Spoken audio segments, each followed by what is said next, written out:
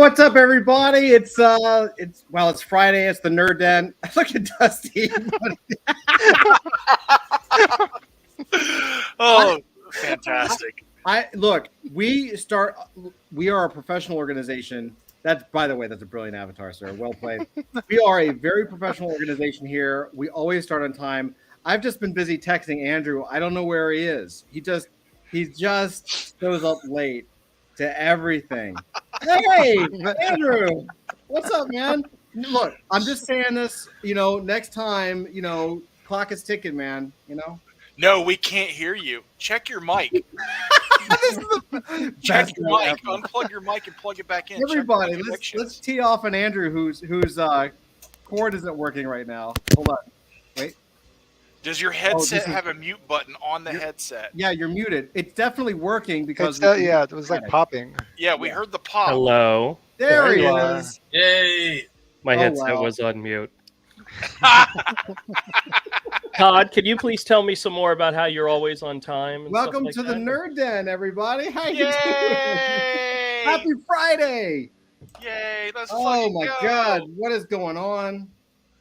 How you guys doing? Doing good. We made it. Up until a few minutes ago, I was just doing great. Up until a few minutes ago, I was doing great too, and then Andrew showed up. Comic books. Yay! If I left right now, never mind. We would be genuinely sad. We love you, Andrew. Oh, we would be. We would miss him. Then who are we gonna kick? That's true. That's true. Yeah, Avery. First they come for me, then they come for you. Just so you know. When Dusty's got that mood to, who am I going to kick now? He's not going to kick Todd. Yeah, he's not going to kick Todd. Exactly. He actually likes Zach. He's not going to kick Zach. This is also true. Oh, man. He'd always kick you and go, oops, what happened? Oopsies. Oopsies, was that your face there? Sorry. Sorry. So Todd, while you were gone, Dusty and I and the guys were talking about our plan for Hollywood Squares, and get out of here. There's some really good possibilities here. It's something we should try one night. It'll be fun. I actually like that idea. I think that's a fascinating idea. Well, I'll work with Dusty and we'll make it happen. We'll keep you out of the loop because, dragging you in only means it's going to slow us down. So I'm okay with that. I respect that. Todd's like, one more thing I don't have to fucking do. Yeah, really. Like, every day, I Dusty and I are just like, we've got this massive laundry list of stuff to do. And I swear to God, half our conversations are me saying, I don't want to run another website, Dusty. I don't need anything else. Can we not do this, please? All right. So when you guys are ready, I have some books I want to show you because I'm planning on sending some stuff off to be graded, and I'm trying to decide what I'm going to send off first. Okay. So I have a stack of stuff that I'm going to do, but I'm only going to send like 3 or 4 at a time. So before you even reach for the comics, I want to make sure you have pants on. I already grabbed them, so I'm good. Okay. Oh, good. No, this is yes. I'm currently wearing pants. Very good, Avery. No, very good. We need to. But I swear to God, if my butt starts itching again, they're going off quickly. Oh, no, Donald Duck. I don't even know that. Swamp ass. My ass ain't that bad. Is it me? Is it you or what? Someone's got a TV on. I think it's Zach. It's Zach. That's Zach's MO. So I've begun every day I go to the grocery store to pick up stuff, whatever stuff we need. And I was telling my wife I'm going to start doing the hurricane supplies now. So the goal is to spend $10 on just something. I've actually a gallon of water. Not yet, no water American yet, flag. but yeah, American. You gotta flag. have that American flag. So you just hold it jeez. around. No, I got like spaghetti sauce and canned potatoes and canned tuna and stuff like that. But my thought was this year, I completely forgot that there are necessities that you need that aren't necessarily food.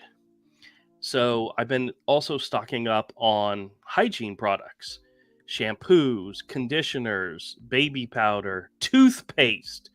Toothpaste. You don't freaking want to run out of toothpaste, you know? The baby Good powder will point. definitely help out that sweaty ass. Yeah, I know. That's why I was thinking I got it right here in case I need it.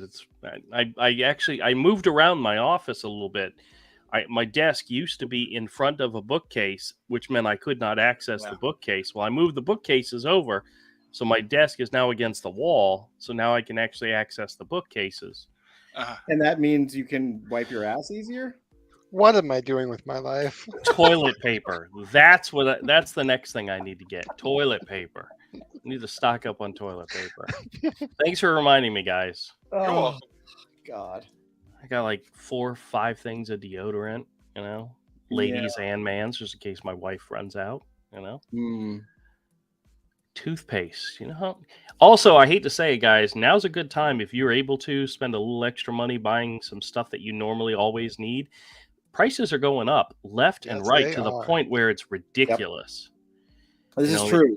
We were actually talking earlier. I was saying one of the reasons, you know, one of the like just financial reasons you might want to do one of these like food supply companies where they send you like buckets of food that last like 25 or 30 years is that you're actually paying a discount on future food. Meaning like if I pay $100 for this bucket or whatever the cost is, well, let me say this, for a year of food, it's like $3,000, right? Which actually isn't bad when you consider that we spend like $600 every time we go to Costco. But like, so it's like $3,000 and you get like a year's supply of food. But then if you think about it, like that same amount of food 10 years from now or 20 years from now, when it would get old, it's going to be like 5 or 10 times the amount. It's going to be like 15 or 30 grand worth of food. And so you actually can like save money in the future by just buying the stuff now and do. I mean, it's all I'm saying is eggs are the new Bitcoin. Yeah, and it's totally artificial. I was watching a video by well, this is in the UK. He's a chicken farmer, egg farmer. Yeah. He's saying this is totally artificial. Yes, our costs have gone up. Our feed has gone up. Electricity's gone up. But here's the deal. The supermarkets are not paying us any more than they were, but they're charging you 2-3 times as much. But they're not paying us anymore. There's no problem. There's no problem with supply. Well, it's not just, well, there is, I mean, at least in the States, there's a huge supply chain problem, but on top of the supply chain problem that we have, we're also like, you know, destroying our currency. So like, it's never going to go back down because, I mean, even if they get interest rates under control, the price isn't going to go down that much because the dollar, we've printed more money, which means you have more supply of the thing. It is valued at a less equivalency rate. So $1 will not buy you, you know, like eggs are probably not going to go back down to 99 cents ever. Right. So stuff's not going to go back down. Yeah. It's never going to go back down. It's just not going to happen. So they were talking, the news this morning was talking about snacks for the Super Bowl. And they were saying how this year, the price for the staples, potato chips, Doritos, Pepsi, all that stuff, have gone up 8 to 12%.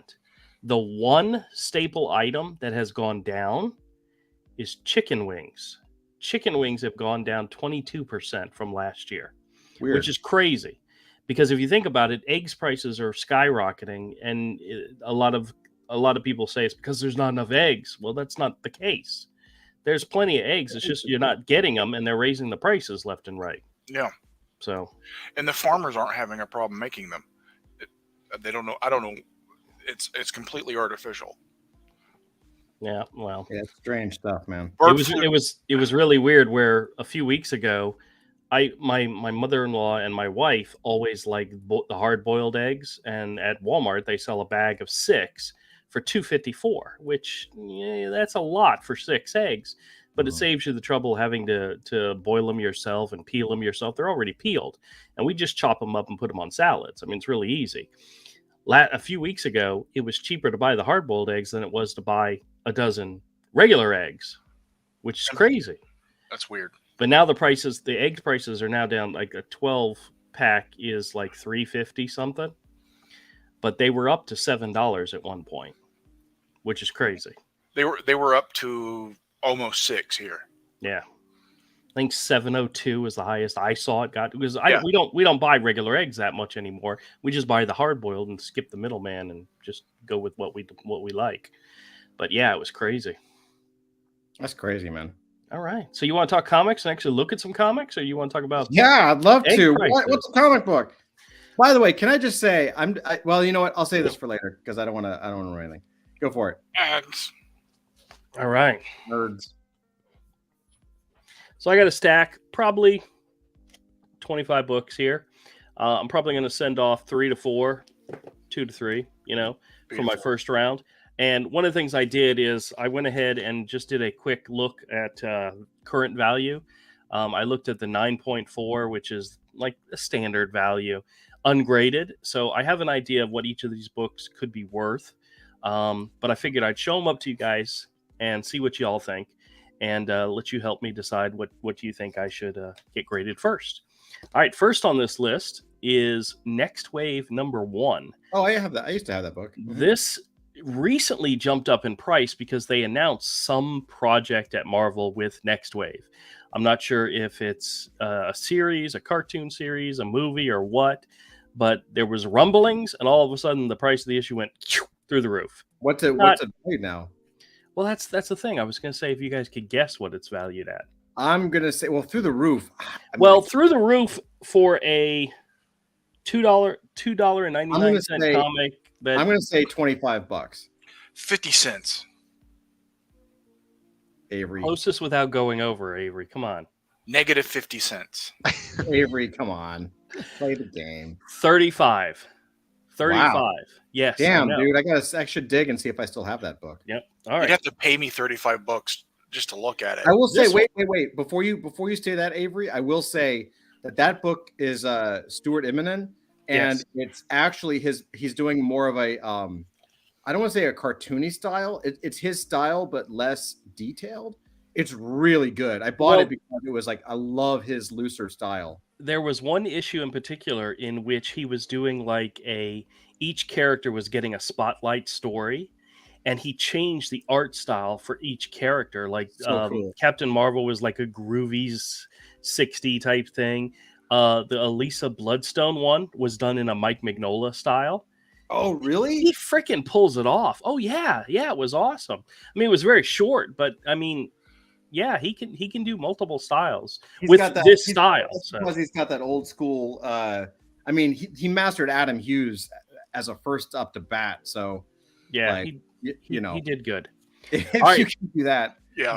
The next one is a classic. I really like the cover, but Dazzler #1. Oh yeah, classic. It's not as valuable right now, but there were rumors that there was going to be something big happening with Dazzler at some point, so the value of this issue shot up a little bit. But it's still a really nice issue. This is the one that my local big chain store did a promotion during Halloween, and if you came into the store 13 times in the month of October, you got a stamp on this little calendar thing. And if you got 13 stamps in a 31-day month, they gave you $25 worth of credit. And this is one of the things I got with my $25 worth of credit. So my investment in this is nothing other than showing up at the store. But still, it's a nice looking cover. There were some later issues that had Crazy Uncle Bill covers that are really nice. Yeah, those are great. They're like the later 20 issues. Oh, speaking of which, you guys remember the Conan magazine cover, the Crazy Uncle Bill cover that inspired that one Crom illustration I did? Yes. I got a copy of that magazine. Oh, nice. I have a copy. It's put aside. I may get it graded. I may just hang it up just because it's beautiful. But yeah, I got a copy of that and I was really happy. Oh, back to this. What do you think? 9.4 value. I don't know, $15, $20. Very I'm going close. to say, well, it hasn't gone up in decades. Yeah, I would say it's probably less than New Wave. I'm going to say, yeah, I'm going to go with $25 again. I'm gonna go with 18. 26. 18. Oh, I'm sorry. I forgot. I forgot Dusty 18. was I here. was thinking like 15, 20. Yeah. Yeah. Yeah, that's All right. awesome. Here's one that the craziness is when I got it, where I got it, and what the value of it was at the time I actually got it. But this is a Saga issue number 2. Oh yeah. This is a first print of Saga issue number 2. Literally got this out of a 50-cent bin. Actually got this issue 2, 4, 5, and 7 out of a 50-cent bin, and they're all double-digit value-wise. Wow. Which is pretty crazy. But this is just a really nice cover, and it is first print. There were like 3 prints of this issue. The difference between the print was the title. The first print was all black. The second print was all white. And the third print, it was the letters were outlined. So that's how you can tell the difference. But Galaxy, hey, what's up, Galaxy? And I didn't say what's up, Kier. Galaxy says love Saga. Oh yes, awesome book, book. It's really weird. It's very adult, but it's a good book. What do you think price value? $50. I'm gonna say 45. 30. 22. Oh, Which still isn't bad, but yeah. All right, here's a classic from our Kier days says in love. high school. Kier says love BKV. Saga is dope. Yep. Witchblade number 1, first printing. Wow, first that's the appearance of original Witchblade number 1. That is the original. Yep. $10. And I actually got issues 1, 2, and 3 from the 50-cent sale that was going on at the flea market. The guy that had bought the storage unit of comics, and really didn't know what he had in it. So I picked this up for 50 really cents. quick before we guess, I'm actually genuinely curious about this. When you Kier's guessing $100. When you go into these quarter bins or these 50-cent bins, are you just picking out stuff that you kind of like you like that Dazzler cover and Witchblade number 1 and like that, or do you actually know the Honestly, my mindset is always set on, can I sell this? Do I know somebody who's looking for this? Whether it's me or it's one of my regulars or whatever, or if it's got a nice cover, or hell, even if it's something I haven't read and I want to read it, I will pick stuff up that way. But this one was I know that might be worth a little pretty penny, but it's not as valuable as it used to be. But it's I keep wanting to say it without letting you guys play. Okay. So Kier said $100. What do you guys say? I'm going to say it's somewhere around 75, 100. I'm going to say 35. 36. Believe it or not, 9.4 ungraded, $28. Oh, wow. Pretty good. But graded, this is a really good looking book. This could easily be a 9.5, a 9.6 or 9.8, which means the value just doubles and triples. So, I mean, it's a good investment book. Yeah. For the purpose of grading. 50 cents, dude. This is one of my all-time favorite books, and I've been looking forward to getting it graded. This is the Jurassic Park number 1 from Topps. This is the special. I remember that book. Yeah, you may or may not be able to see it, but this is the prismatic cover version. Yeah. Here, so people can see it. It was limited to. The sleeve is interfering. There it is. We'll see. A little bit there. But it was limited to only 7,500, and it's actually numbered on the back. This is number 8 of 7,500. Yes. Wow. All right. Take it now. Knowing that it's a number 1 Jurassic Park limited edition, book.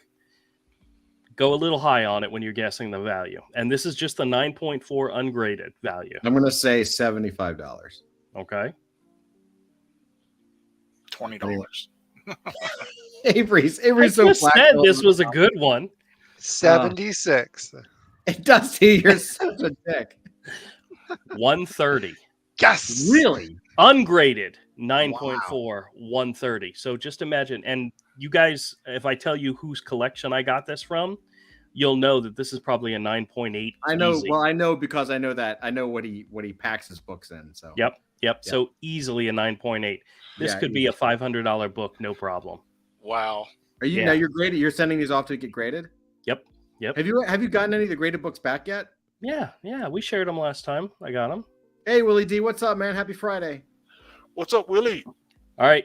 Another one that came out of the 50-cent bin. Blade the Vampire Hunter #1. This is from the Midnight Sun release. 1990s? 92? It was 90s. No. This is much later. This is early 2000s. Oh, wow. Okay. But the important part of this book was all the new villains that it introduced. There was a whole crapload of new bad guys that was introduced in this issue.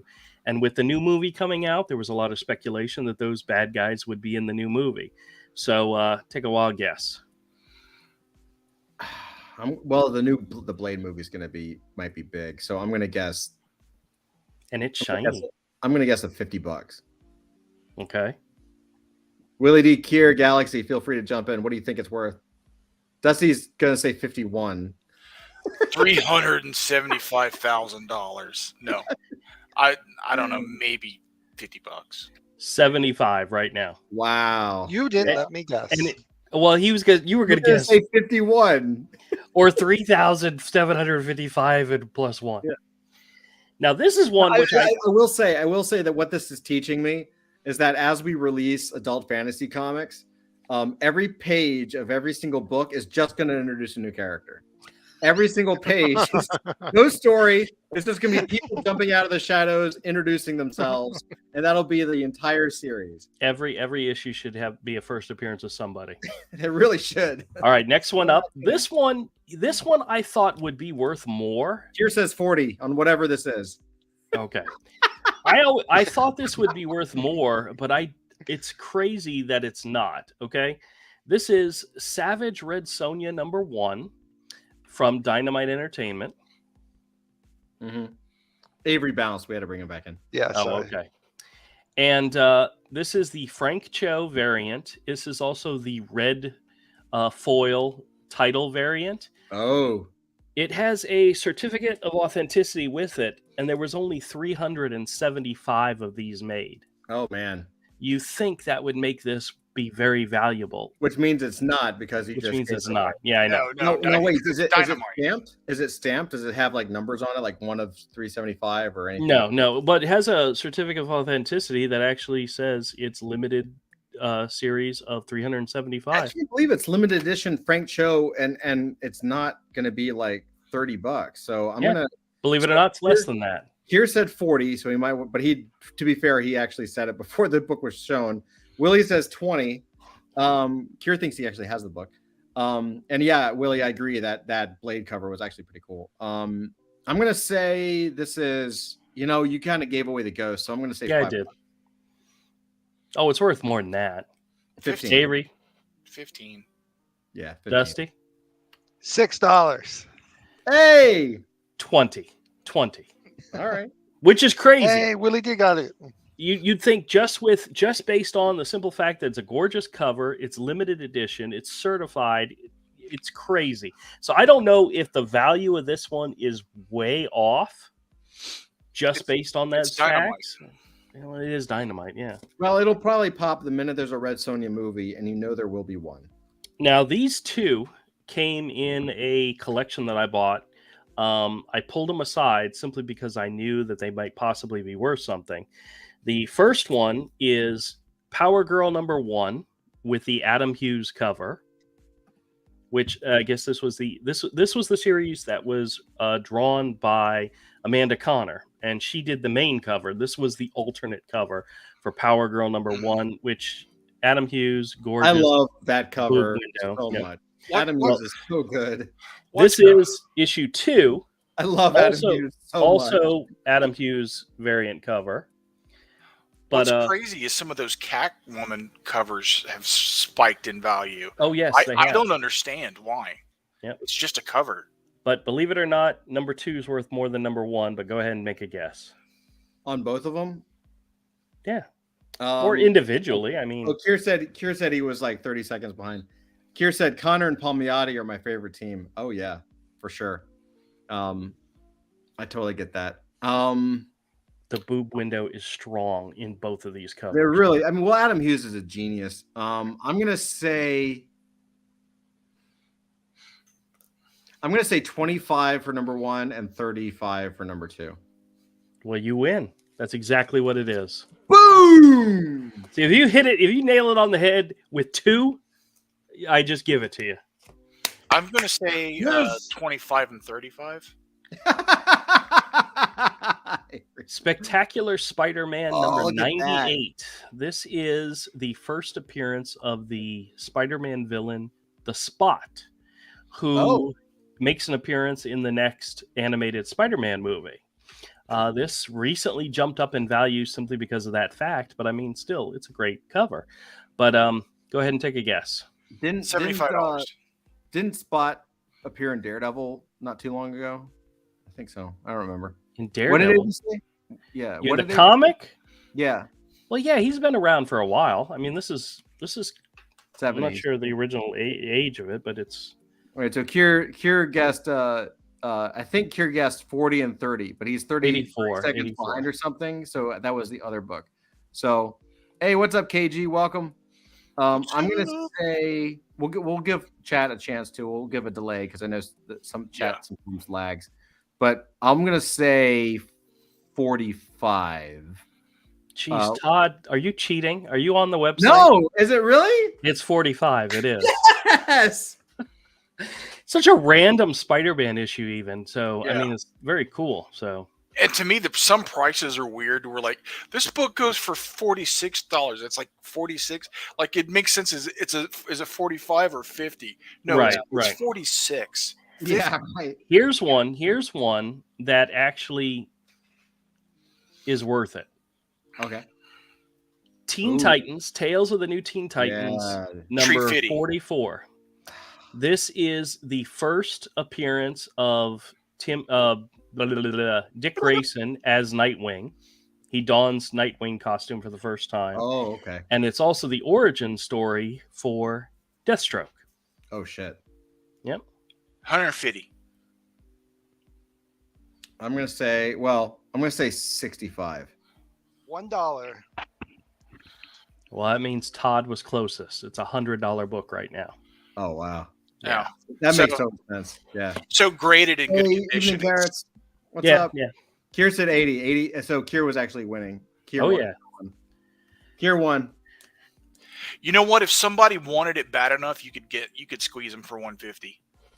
Probably. I just want to restate. Wait, before you share this, I just want to restate that Andrew found all of these books in 50-cent bins. He's Not all of them. Not all Did of you them. find that $150 book in a 50-cent bin? Which $150 book? Or the $100 the Teen Titans book, the ones you just showed? The Oh, $100 I've had that one for years. Actually, it was part of a collection that was given to me a long time ago. I had issues like 1 through 50 of New Teen Titans. And issue number 2 was the first appearance of Deathstroke. Mhm. I ended up selling that pretty cheaply only because mites had gotten to it and there was holes in the spine. Oh yeah. So it wasn't mint anymore, but the guy really, really wanted it. But it was like a $300 book at the time. And, I think I got like $100 for it, but still. But I still have issue 1. Oh, and that issue also was signed by George Perez. But I have issue 1 signed by Marv Wolfman. So. Kier says some of my best finds were in the dollar bin. Yeah, Yep. that's true. Yes. Yep. That's true. Wait, didn't you pull first appearance of Harley Quinn out of a 50-cent bin? Yeah, but that was before she became Harley Quinn. But that's yeah. when you bought it, because that book used to be in the 50-cent bin all the time. Oh yeah. Like the first appearance of Deadpool And, used to be in there. Now this Carrot- Wait, sorry, go ahead. chat. Carrot says having a high level of knowledge about a specific subset of sellable items leads to a real edge. It really Yeah. does. I have Andrew- a little bit of knowledge. So. No, Andrew, to be fair, Carrots, like Andrew also has like an uncanny ability. Like I've been with Andrew to I don't know how many conventions, dozens and dozens, dozens and dozens. And like Andrew goes right over to the bins and will come back with stacks. And I just look at what he got, and I'm like, this is worth a freaking fortune. Like, and it always happens to have like half the books are books that I've been looking for. Like you just. We've done that a couple of times. It always pisses you off, but it really does. And then you're like, oh, it's just over there. And I'm like, do they have more? And you're like, I don't know. Yeah, he'll always find it before you do. Mm-hmm. So here's one that they recently announced that The Authority was getting made into a movie. Yep. And issue number 1, the price jumped. Now, granted, it didn't jump very much. It only jumped to $15. I'm spoiling this for you guys. But after the announcement, 16. After the announcement, $14.95. Someone sold a 9.8 copy of this book, a graded 9.8 for $500. What? And here's the funny thing. After I heard about that, I went into the store and I looked, and I had a copy in my store for that much. Yes. Because I just grabbed it and pulled it out of the store. Yes, of course. Yeah, you need to mark that book up. No, it might be worth grading because, I mean, it's in really good condition, so we'll see. Yeah. That's hilarious, man. Jeez. Next up, this was part of a trade-in that happened this last weekend, but Lucifer #1 from is that DC and Vertigo. Duncan Fagredo? No, well, did he do the cover? I think he did the cover. He did not do the interior. Okay. But this issue actually has a decent price tag on it. Why? At a 9.4 ungraded. Lucifer is actually a popular character. I mean, the TV show was great. I don't know if you ever watched it, but the wife and I enjoyed the hell out of it. But it was also the first appearance of Machizian, who is the demon character that's like his sidekick in the TV show. She didn't look anything like she does in the TV show, but this was actually her first appearance. So you guys want to go ahead and take a guess? So wildly popular. $80. That's actually a pretty good guess. I'm going to say 45. That's too low, though, I think. No, you're good. You're good. I'm going to say 60. 50. 50. Oh. All right. Now this 30. Kier said 35. This is probably 2 of my all-time favorite books that Marvel ever put out. This is Mighty Avengers. Not Mighty Avengers. Oh, yeah. The Mighty Thor, number 411 and 412. I think I have one of those. The cool part about this is Acts of Vengeance. Man, that was a good story. The cool part about this is they have 2 copies of each. Oh shit. So I have my own personal copy, and then I have a copy that could easily go into the store, and I wouldn't have a problem getting rid of it. But this is issue 411 is the cameo first appearance of the New Warriors, probably one of my favorite teams from Marvel in my youth. Yeah. They appear only. I think, do they appear only on the last panel? I think maybe it's the last panel. But it's also the first appearance of Night Thrasher. And this is their official first appearance as a team. So Carrot wins comment of the night. Carrot says, my knowledge of these comics is on par with my knowledge of early American furniture. All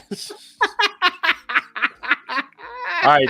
So make your guess. Now, granted, sir, these aren't as crazy as I wish they were. Uh-huh.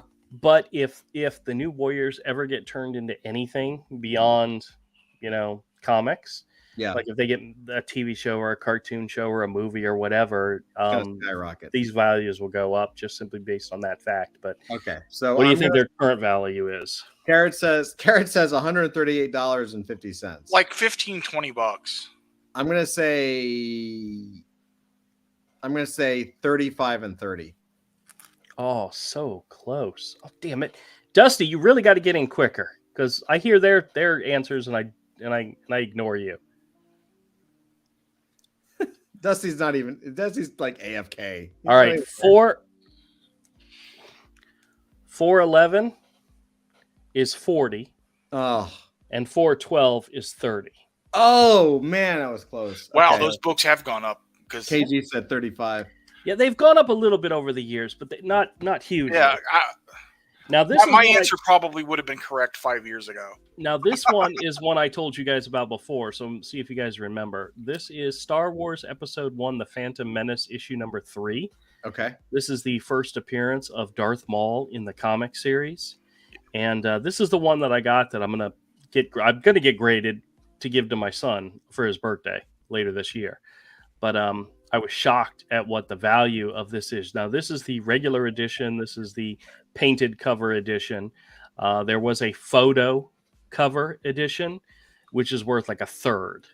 But you guys want to take a guess at what this beauty is worth? That's the first episode. That's the first appearance of Darth Maul. First appearance of Darth Maul in the comics, yes. By the way, Carrot says it was a typo to put the 1. He meant to say 38.50 on the last one. Oh, okay. But first appearance of Darth Maul in comics, man. I mean, you would think it would be a lot, but I know it's not. So I'm gonna say,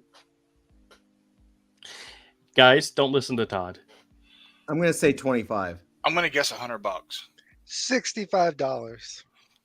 And Willie D says- Avery wins at $100. What's that? Avery wins at $100. Wow. Kier said 35. Willie D said 150. It was $100, really? Yep, which 'Cause shocked me. So, I remember Did you get that out because I of the quarter remember being shocked at how much that book was worth. now this one I'm getting graded just for me. I've wanted to get Willie, wait. Carrot says he's lying, and Willie says that he overpaid. This is DC Comic Presents number 19. It's just a really great cover that has Superman and Batgirl on it, and I'm getting it graded just for me because it has Batgirl on it. It didn't really matter to me what the value was, but it's like a $12 book. Okay. But I'm getting it graded just for the simple fact that it's for me. That's awesome. Well, you got a Batgirl fetish.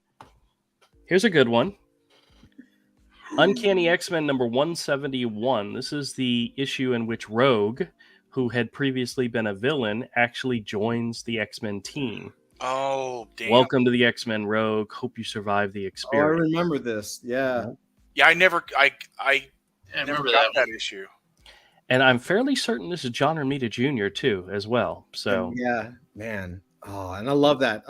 That's one of my favorite. now it's not crazy. It's not crazy, But it's like a $50, $60 book, though, I think. no, believe it or not, it's a $30 book. Oh, wow. Yeah, but based on the simple fact, it's a key issue. It's not a first appearance, but it's a key issue. It might be worth grading just to hold on to. You know? Yeah. Kier Well, guessed 60 I think it was like a $20 book or something when we were kids. Kier, Oh, Kier it was up there. So Andrew, Yeah. Kier guessed 69. Carrots had guessed 27. Chat's a little behind, so we got to give him a minute to. I overestimated its increase. all right, this is another one that I may get graded just for me.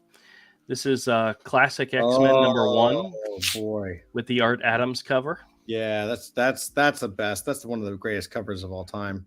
Now, granted, it's a reprint issue, but it does have extra material that wasn't in the original. So, I mean, it does have significance of not just a reprint.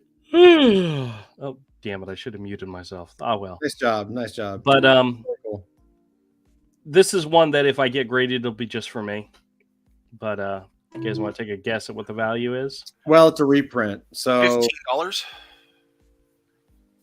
that's actually Nope. pretty good. I'm gonna say Andrew nodded his head a little bit. Willie D says $120. I'm gonna say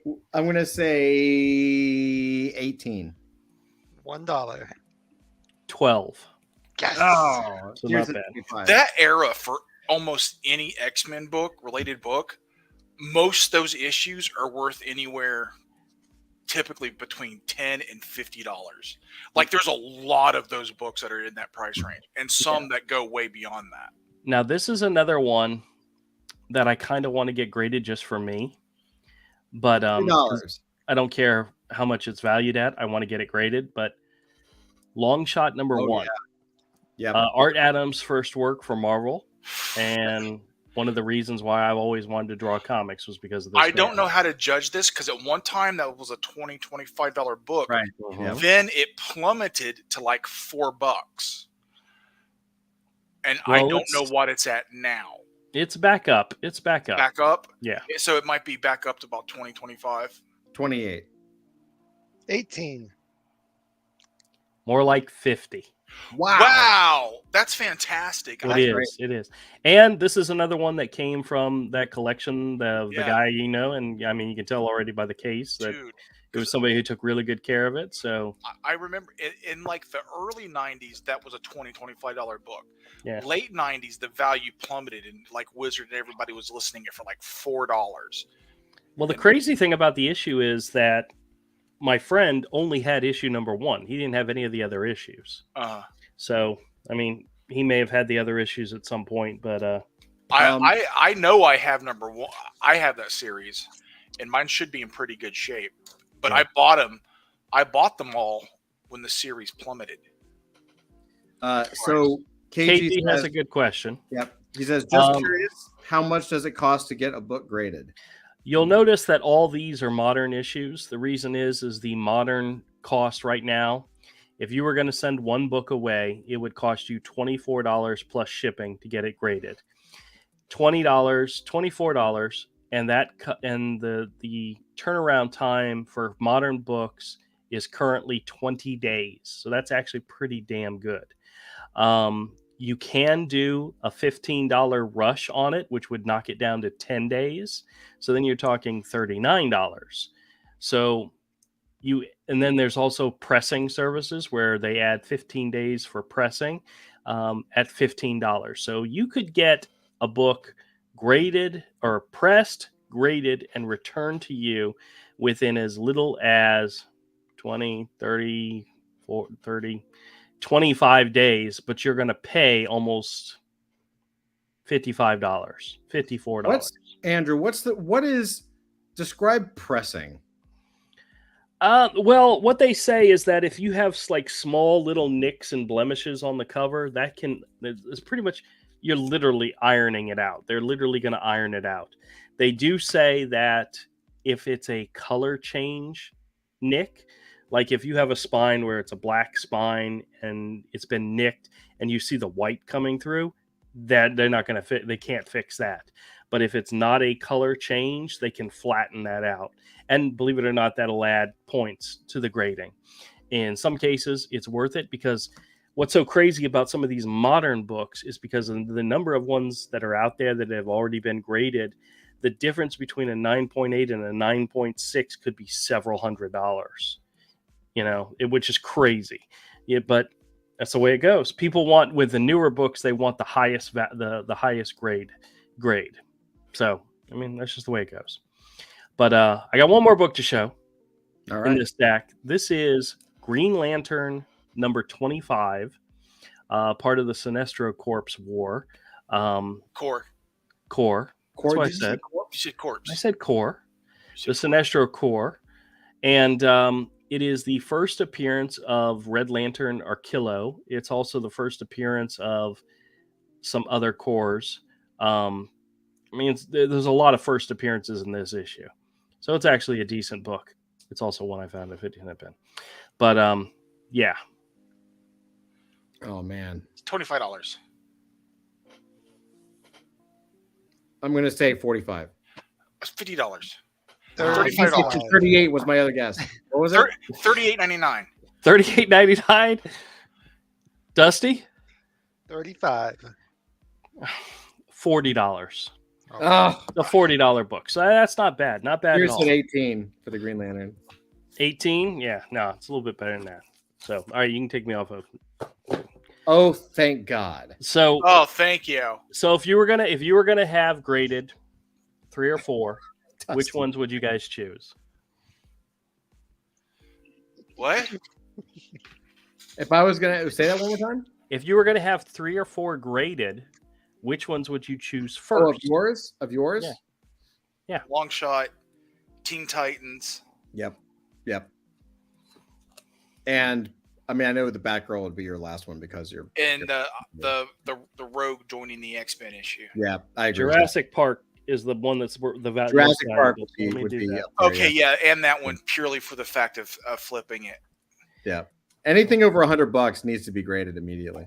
Yeah, so because that would, if it grades high, it doubles the value. Yeah. All right. Kier says Jurassic Tops Edition. Yeah. Yep. Yep.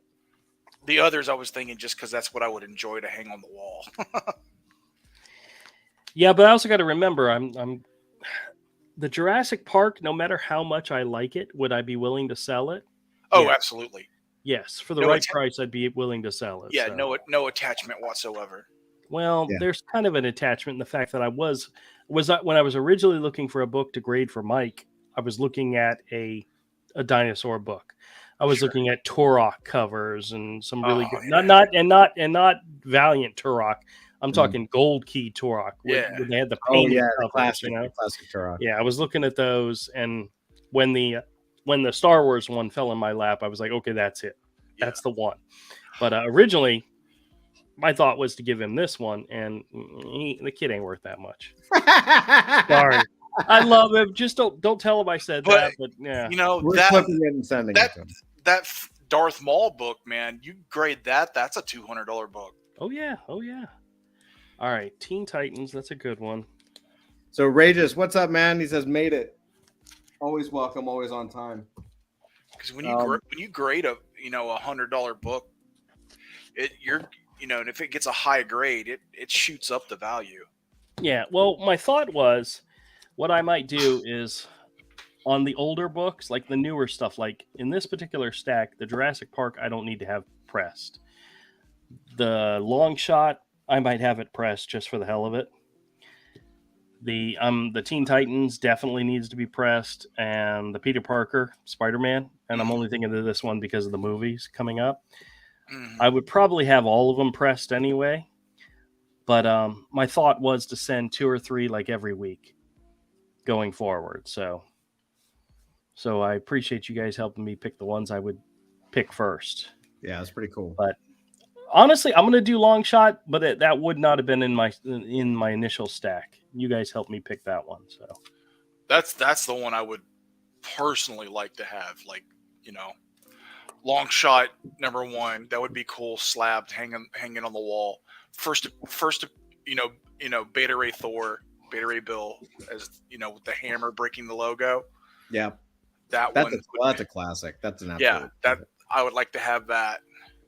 Kier says, is CGC still in Sarasota? yes.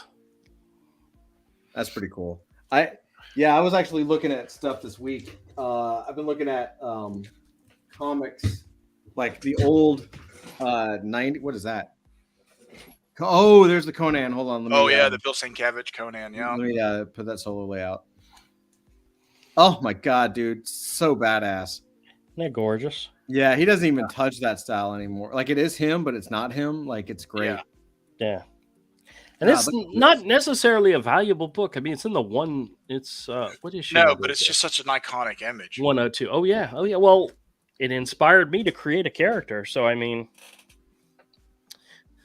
matter of fact, hold on. You can show it. Oh. Yep. There you go. That is this is not the first illustration I ever did of Crom. It's maybe the 4th or 5th. Mm-hmm. But it was the one. It was inspired by that image. Yeah, that's awesome, dude. So yeah, it's one of my favorites. That's pretty cool. See, I can draw. I get when on my scam channel, I always say, "Welcome to Misfit Corner Scams." Is the artist known as Andrew? And I have people say, "Artist? What do you mean you're an artist?" I'm like, oh, shit, it's been so long since I've done something. Yeah. Well, it's a different channel. It's called Misfit Corner Scams. Yeah, I know. Yeah, like don't you think he should make a little plug for his comic and his art channel that he just automatically tacks on the end of all his videos? It just shows him drawing something all sped up and, hey, check out this channel, blah blah blah blah blah, and back my comic hero. Yeah, my only problem with that is I don't have anything coming right this second, and number 2, I know a lot of scammers have been checking out my videos. Oh, I don't want to promote something that they can attack, That's true. So that's true. That is actually good. Yeah. But actually, what's so funny is I actually had somebody comment. because when I do my videos, I say, "Hey, everybody, and welcome back to Misfit Corner Comics or Misfit Corner Scams. This is the artist known as Andrew speaking." And the guy left a comment and said, "My daughter thought your last name was really stupid." And I said, "What?" He says, "Andrew speaking. Speaking. It's a really dumb last name." Andrew speaking. That's what the kid thought my last name was speaking. Andrew speaking. I like that actually. It does ring true, Andrew.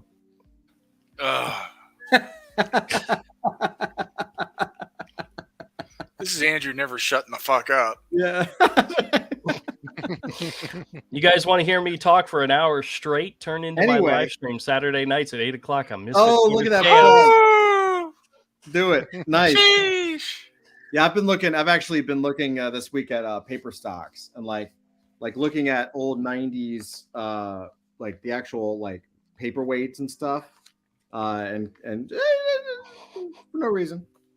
Okay. But, like really like saying like, well, what kind of cover stock is this, and what kind of interior paper stock is this? Oh, that Wolverine though.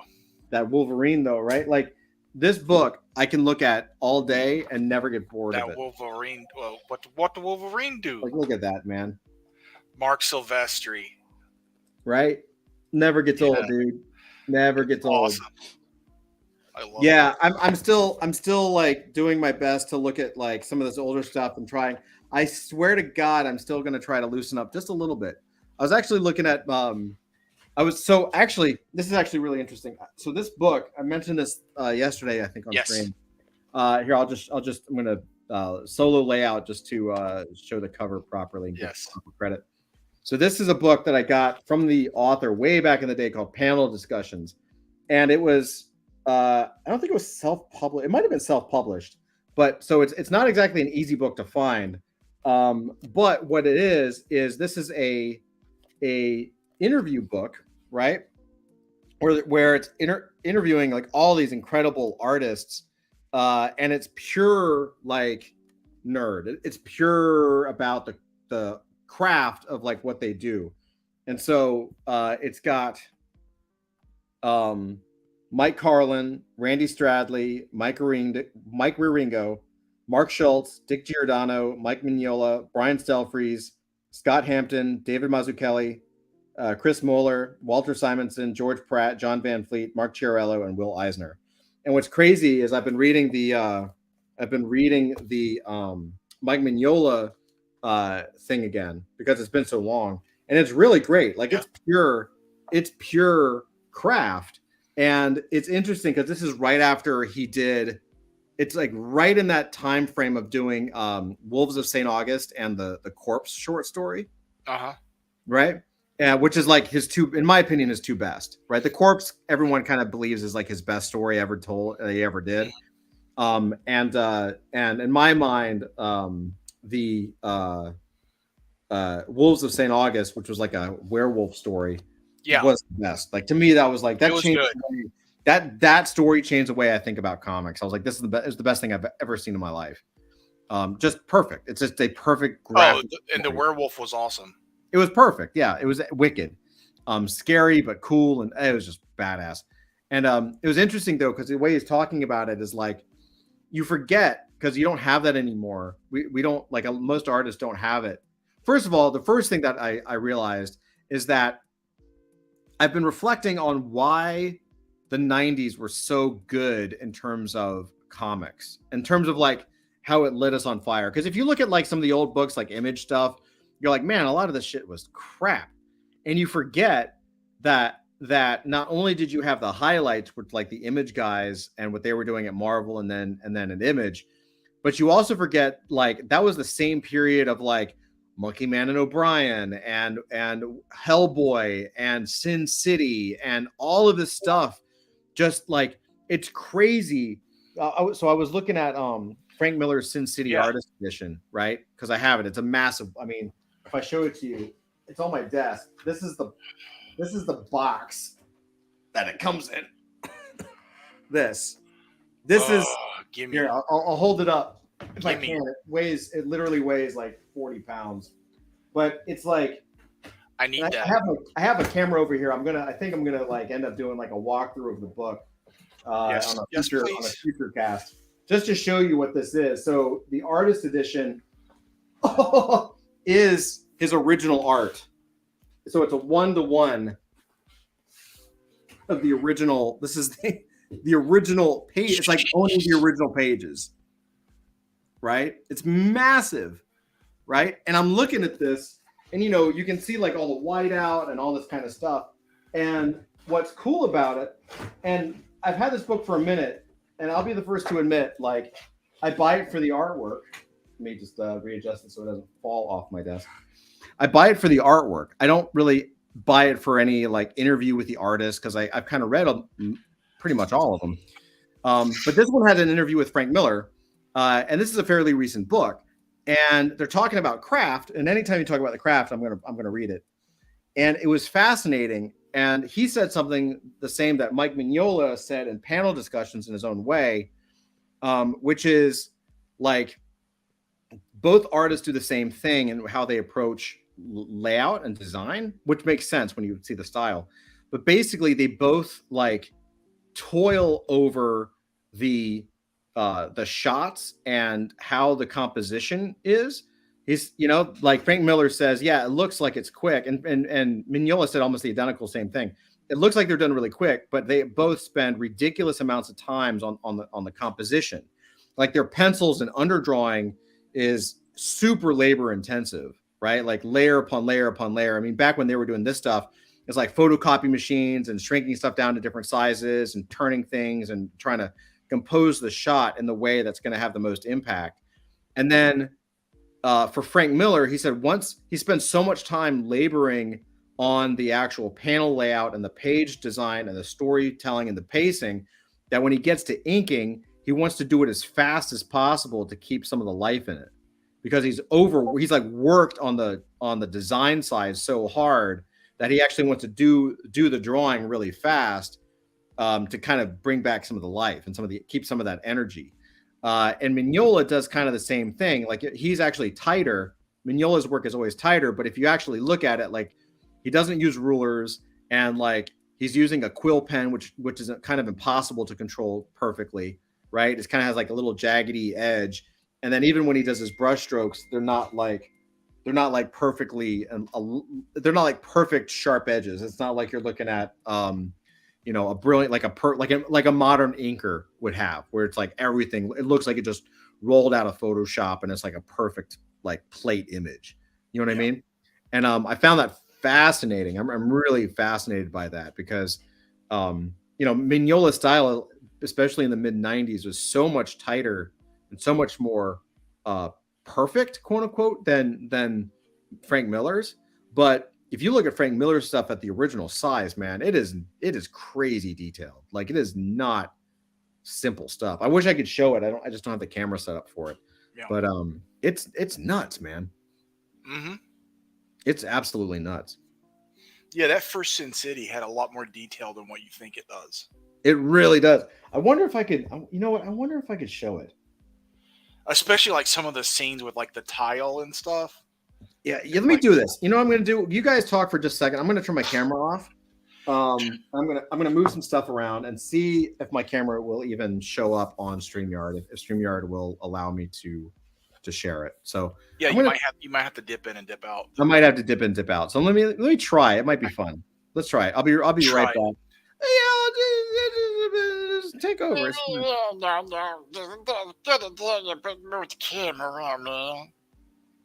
So has anybody seen the Fast and the Furious 10 trailer yet? No.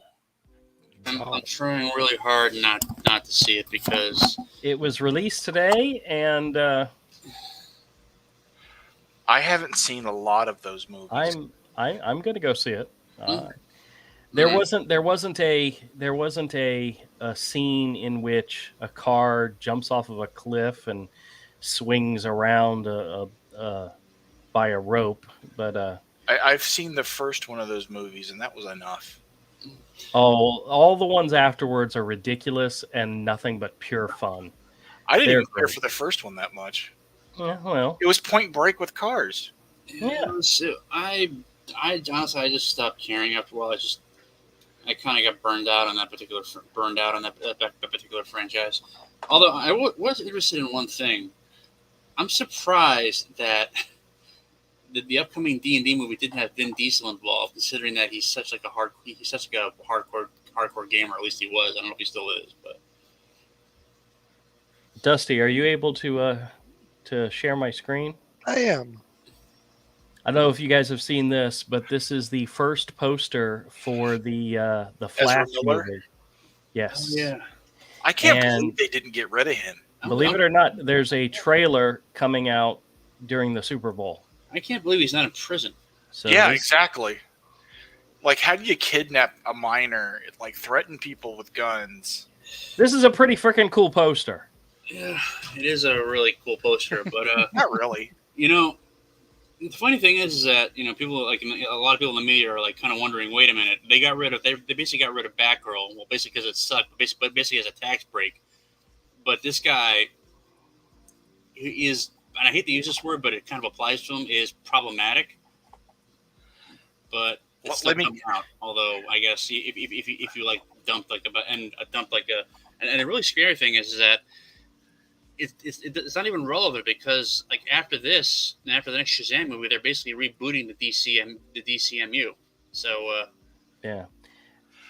And Well- he's going to run fast to solve a problem. it is Avery. It is a good poster, by the way, though. You are So right. I spent enormous amount of time on Twitter today, and I should not have. I got Oh, sucked yeah? into it. Yeah. But I saw this image of a character that we were actually talking about the other night, yesterday. The art, I don't know who the artist is. I know the last name is Hill. I don't know anything about this artist, but when you see this image, tell me this is not something that Romel would have done. Okay, let me see. Show me. Oh, yeah, I follow this person. Oh, you Yeah. do? Yes. What's the first name? I know it starts with a C. I don't know. It's like they go by like Churchill or something. Sure, yeah, something like that. I just saw this and went, "Oh my god, this Churchill or is something. yeah, this is Romel." They're fantastic. the I way. follow them on Instagram too. They're fantastic. Yeah. No, I think Spiral is one of his all-time favorite characters. Yeah. And I'm looking at this image, and I'm going, "This is a Romel image. Romel would knock this out of the park." Whoa, what? That looks great, man. Yeah. Who did that? An artist last name Hill. I don't know the first name. It's like Churchill or something. Let me. Sure, Hill, something like that. That absolutely looks like a Romel Davis. It does, doesn't it? And he's Spiral is probably one of his favorite characters. So, Yeah, he mentioned Spiral. I've got a photocopy of his old school Spiral drawing. yeah. But I saw this and it just blew me away. This is something Romel would do in his sleep, you know. Mm-hmm. But the other thing I shared, Todd, was the movie poster for Flash has been sure. released, the first movie poster, and there's going to be a trailer for it during the Super Bowl, which, by the way, is Sunday. In case anybody needs updates sent to their phones Oh, nice. during the game, because I mean, you all. Don't laugh at me for asking this, but the Super Bowl is this Sunday. Yes. Huh. The Eagles, the Philadelphia Eagles, and the Kansas City Chiefs. I wouldn't know either. I paid no attention. If the Patriots and the Bucks aren't in, I'm not even going to know about it. Well, I Yay, watch it. I sports watch it. ball. I watch it for the commercials. So, the commercials and the trailers. All right, well, sports ball, yay! Yay. Yeah. Oh, I am so embarrassed to be friends of yours. You know that, guys? Embarrassed. Yeah. You're the one that's embarrassed. Yeah. Okay. Do you guys want to see the Sin City book? Yes. Yes. Now. Hold on a second. Let me go take off my pants. Oh no. Uh-huh. Let's see. Yeah. So I apologize. It's not like a perfect shot. I kind of did it on the fly. But hold on. All right. So look at this. Nice. So what's interesting about the him doing this is that he actually started it like 4 up, like 4 times what a comic page would be, and then he was so behind on his deadlines towards like the end of the book that he had to go back to 11 by 17. but he said with like under no certain terms that he absolutely hates 11 by 17.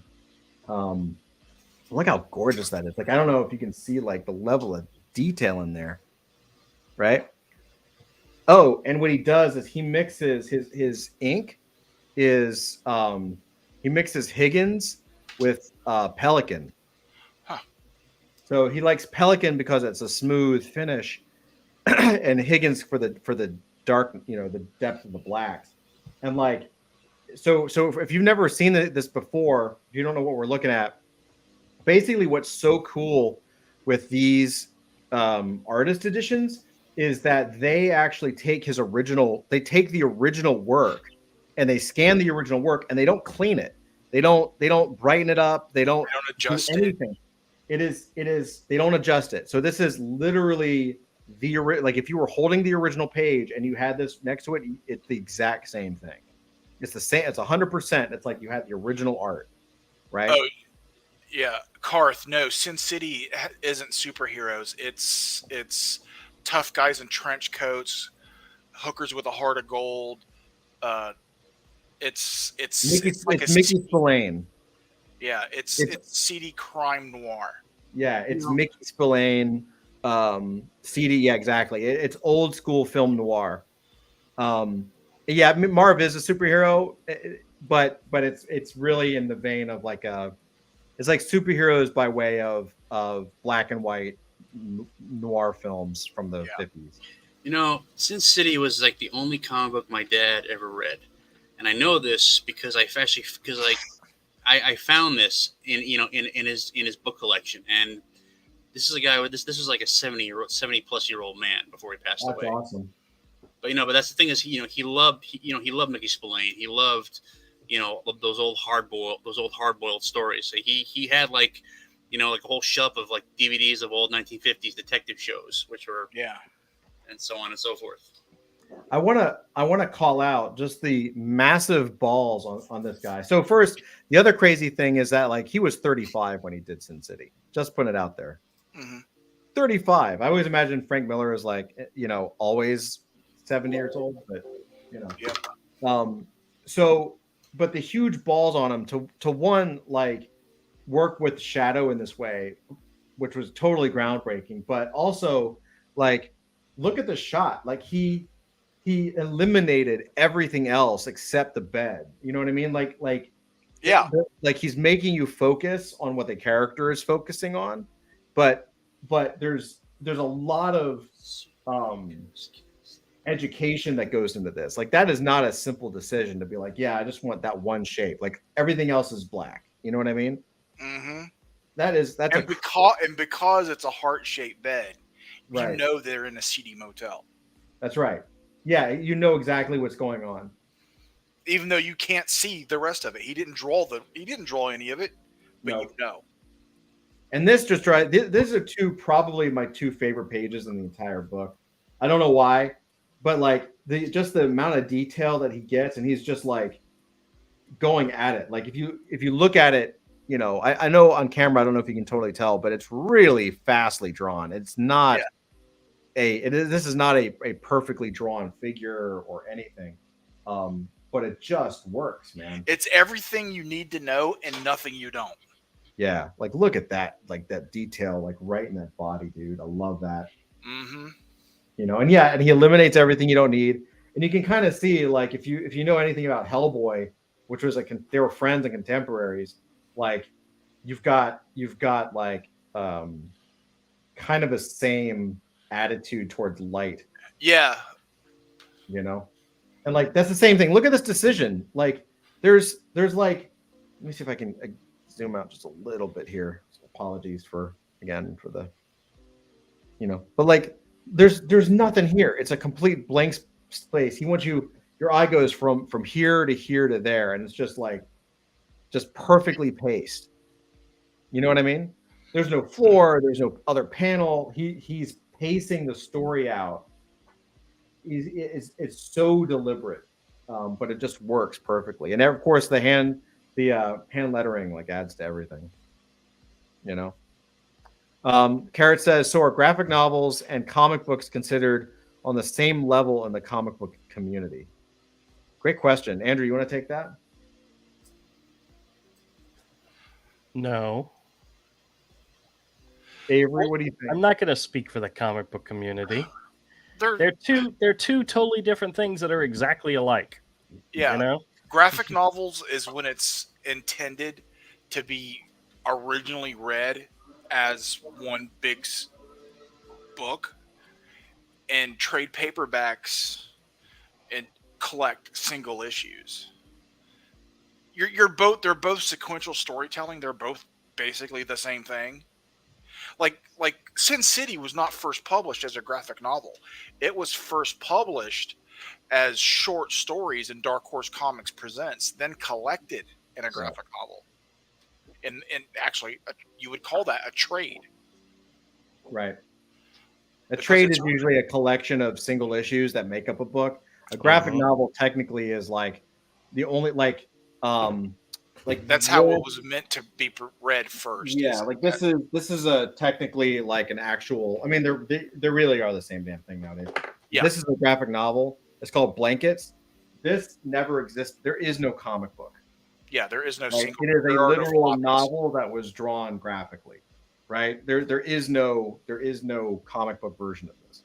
So that's kind of the difference. But nowadays, everyone just kind of calls it if it's kind of a thick comic book, it's a graphic novel, and that's okay. Yeah. I think it's fine. They even call trades graphic novels these days. Some people do, when because the format looks the same. It is the same. Yeah.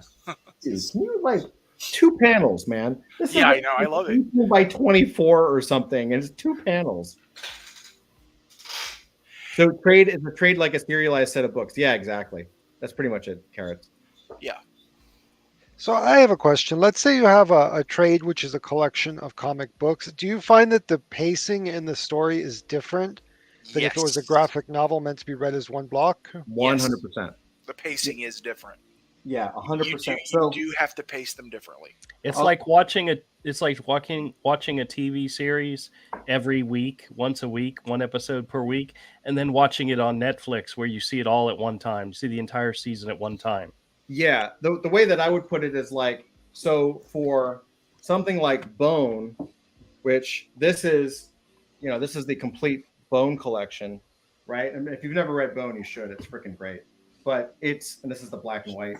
But basically, Bone was serialized. So they had, because it's serialized, you have a limited number of pages every month. So it's the entire story of Bone was told over, I don't remember how many issues, but it was like each chapter is basically 22 pages in length, right? So every single chapter is basically a different comic, and then it tells the entire story, right? So this says, here's the logo right there. This was actually a different issue of Bone, but you got the whole thing. Whereas with something like Blankets, which it's huge. These are both really big books. With Blankets, this also has chapters, but because it was written as a novel, there's no like specific number of pages that it had to be, right? It was the author writing it until the chapter was done. So that chapter could be 10 pages, 20 pages, 30 pages. So the artist in a graphic novel, the artist has a little more freedom to pace the story out, right? Like, whereas a comic book, if you go to the Jim Shooter method, Jim Shooter was an editor, kind of a famous editor for a number of reasons. Back in the good old days of Marvel, there's 22 pages of comic story, and the way he would have his artists and writers create a comic story, the Jim Shooter method was 7, 7, and 7. So you had 7 pages to reintroduce the characters for new readers who never knew who Storm was or never knew what Wolverine was. And that's why at the beginning of these comics, you always see like little tech call outs or like Storm, Cyclops, or the characters are calling each other by name. So basically the first 7 pages was a demonstration of power and the reintroduction of the characters. So the X-Men are in the danger room, and it's like Wolverine's like, watch out, Storm. Haha, I got a Wolverine. And like they're reintroducing the characters and also demonstrating what their powers are so that the reader knows what it is. And then there was another set of 7 pages that were set up, like dialogue or set up for like a larger story or relationship building within the characters. So your relationship between the characters or kind of turning the drama for the story or the next story. And then there's another 7 pages of just like fighting. And so that was a comic book under the Jim Shooter era was 777. Demonstration of power, dramatic kind of dialogue and kind of setting the whatever story there was there, and then battle scenes. And you know, when you trade that, I mean, there were some brilliant books. There were absolutely brilliant stories made with that model. So it's not like it's a limitation, but it's a limitation with power. And so there were great stories with that, but it's a certain type of when you have that as a trade or a graphic novel, once that is like in a book, it has a certain flow. Whereas something like this, or something like, even though this was serialized, or something like Blankets or something that was only came in a book form, the pacing is completely different because it's written more like a novel, so it flows however the author wants it to flow. Does that kind of make sense? It does. Yeah. Carrot said, I picked up Django Unchained hardcover graphic novel at a thrift store this week for $2. So now I own 2 graphic novels total. Dude, we've congratulations, we've popped your cherry. It's just a floodgate from this on out, man. Look at that, dude. Come on. I mean, look at that. Look at this. Oh, yeah. I love the level of detail. And what's also crazy is, like, I can show you in the back. He uses whiteout, and a lot of times his whiteouts like are fades. They're not like solid white. They're like smoke, you know, and you can see through it. But when it was printed in the comic and then the printed graphic novel, it's just blotchy white. And so it really doesn't show. But I love this. Like, I mean, look at that. Like, so he lands in an alley, if you can see him there. Cop car's coming straight at him. He jumps on the hood with his feet pushed forward and just like smashes through the entire front of the car. Frank Miller was the king of like broken glass. He was. And you know what's also interesting, Avery? And this is something that I'm challenging Frank Miller on. I have read multiple interviews, and even in the interview that's in this book, he always says that he does his blacks first. Huh. He does his spot blacks first. And I do that sometimes too. But I'm like, bullshit, man. Like some of this, like the car, you can't do the glass doing the blacks first. Like there's no way, man. So I don't know. Maybe I'm just trying to. You know, it's just spotting the blacks first is crazy to me. But I guess that's how he kind of like gets the loose style in it, you know. And just to show size.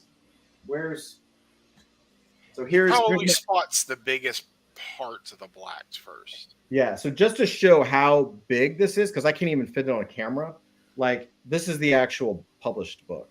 Yeah, and there's a mini version out there too. Yeah, this is the book. This is the original. This is the first printing. This is my original first printing from 1990, whatever. But like you can see like the size and scale difference is crazy, man. Yeah, that's wild. That looks fantastic though. It's amazing, dude. And it drives me nuts because like this is one of my own things that I'm trying to work on is like it really is true when you draw it not a little faster, but a little looser. Like Avery, you're really good at this. Like it really does retain some of the life in it. Mm-hmm. And you know, I'm so used to drawing tight animation for years. It's really hard to get out of. Well, we have this series as you and I are talking about that we're each going to be drawing this year, maybe or whatever. But also, we should also pick one of the other characters who would work in a pace story this way, and do a one shot for one of them. You pencil it, and I'll ink it. That could be cool, man. I think that's probably a good idea. I'd actually love to see that. Yeah. Look at this. You see, there's a whiteout over here. Yeah. You see that? Does that show up on camera? He like whited out the entire back. Yep. And that's how you create a lot of that stuff, man. I use a lot of whiteout too sometimes, because you'll realize oh wait, I get a better effect if I just start inking this and draw it, and then cut back into it, where I'm more like I'm painting. Yeah. Look how this is one of my favorite pages. Like, I love this image, like this hulking, crouching beast of a dude. Like, oh, your camera's potatoing a bit. Oh, is it? Yeah. Yeah. Well, fuck you, camera. Do I mean like liquid paper whiteout? You can use liquid paper, Karth. I tend to use whiteout pens and Doc Martens white India ink, and sometimes white acrylic. Here, I'm gonna try my other camera. You'll end up using all of it and white gel pens. Is that better? Am I back? Oh, that was worse. Oh, worse. Go back to the comic, please. Yeah, it cleared up. Yeah, maybe it was just the camera. To be fair, like that's the first time I've turned the camera on in a minute. But it's crazy, right? Mm-hmm. The whole book is brilliant. Like, it kind of messed me up a little bit because I look at these books, especially like the original art books, and then I'm like, oh, well, that's cool, and I kind of put it away, and then I really try not to look at that stuff when I'm working on stuff, man. It's just, oh my God, it'll mess you up, I think. Yeah. No, it's inspiring to me. But Frank Miller and Mike Mignola have always been heavy influences of mine anyway, for a long time. Yeah, I don't have a so Mike Mignola has some original art books. I don't have one of those yet. I have the Art of Hellboy. Oh yeah, I got the Art of Hellboy. Yeah, that's a great book. That's a really good book. Oh yeah. The stuff that he was doing, man, you realize that these guys were doing this in their like 20s and 30s, and you're like, fuck. Yeah, I know, dude. Like, genius for a reason, you're like, okay. Yeah. All right, I'll just stay over here in my lane. It's fine. Yeah, exactly. Oh, great question from Kareth. Said, so you ink it all in black and then cover it with white over top. Oh, interesting. Some things I do that deliberately with some things. I'm not afraid to screw up anymore because I'll just fix it. I think Carrots is being a little more literal. So usually Carrots and every artist has their own style and their own approach, but usually what the way that it works is like, well, I'll just like, this is here, I'll use this as an example since I just have a drawing ready. So like, basically, this is a drawing that I did for Rages, right? So Rages has an original a sketch cover from the Ashcan, and so this come with original art pieces, right? Or some of them do. So the collector's edition comes with it, yeah. Yeah, the collector's edition. So he has one, and so he commissioned me, and I was like, okay, cool. So this is Solar Mannequin, and so the way that I do this is I sketch it out small and just kind of block in like where I want the solid blacks. Like, I basically treat it really, really, really simply like a like construction paper. Really simple. Like, I'm not trying to draw good. I'm just like, okay, black here. I kind of want his pants maybe black. That's a cool shade. Maybe his arms are black and maybe a little black over here. Like, and I sketch and erase and kind of just figure out the basic shapes that I want to do. And then after that, I actually do a lot of my sketches in Photoshop, so I can just add a new layer. And then I start working on the anatomy and kind of figure out, okay, well, how to draw them. Once the sketch is done, I actually print it out on this, which is like comic paper, basically. So it's nice, like thick Bristol paper. I print it out on here. And then for this one, I actually experimented because in fact, I'll show you, like, I was a little nervous because I'm kind of still experimenting with different inks and different techniques because I do want to lighten up a little bit. So this was like an early one. I just printed this out just to test. So you can see, like, I'm testing different, like, this is like 4 or 5 different types of black ink that I have. You can see that I was testing with layering the ink, so you can see the different, like I was figuring out how I wanted to approach this one drawing. And so I said, okay, cool. I think I got the hang of it and I know what I want to do. And so then I penciled it out, like actually just like over the little rough print. I penciled it out, which Avery was making fun of me for because he goes right to ink, right? He just goes right to ink, and his stuff is a little more alive and a little more sketchy, and I love it. But I'm so controlled from my animation days that my stuff tends to be tighter. So I penciled it out and then just went straight to ink. And this style is something I'm kind of comfortable with. And so basically at this stage for me, it's really relaxing, and I'm just kind of like doing my thing at this point.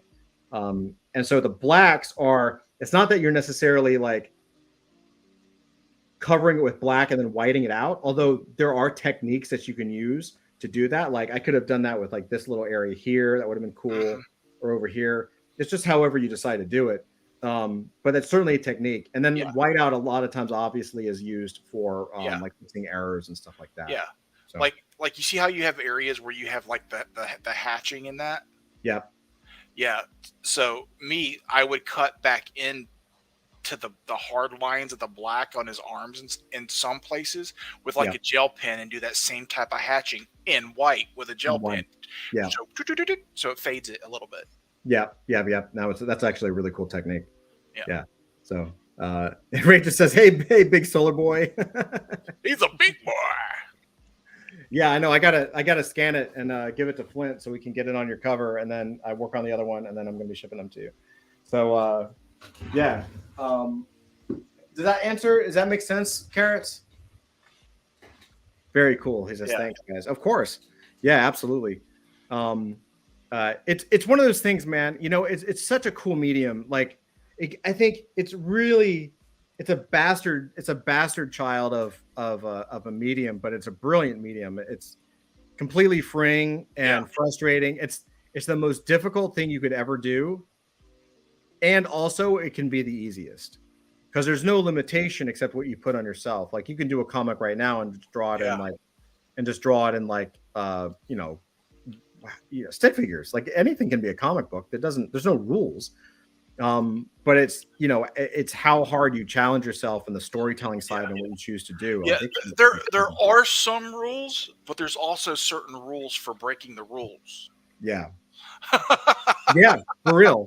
Yeah, that's very true. For every rule about telling a story sequentially, there's also a reason and a why to break it in certain instances. Mm-hmm.